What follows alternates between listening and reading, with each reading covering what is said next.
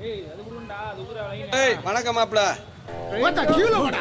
சபரி போலாம். சபரி வாப்பா. எங்க வந்திருக்கான் பண்ணிக்கு? சொல்லுங்க. டிமார்ட். எதுக்கு வந்திருக்கோம்? வீட்டுக்கு பர்ச்சேஸ் பண்றதுக்கு. போலாமா? போலாம் வாங்க.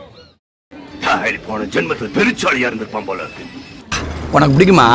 எனக்கும் பிடிக்கும்.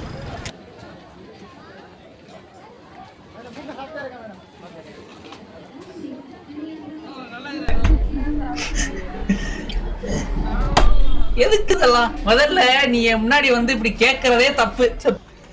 கட கட வண்டி காமாட்சி வண்டி கிழக்கே போகும் பொள்ளாச்சி வண்டி.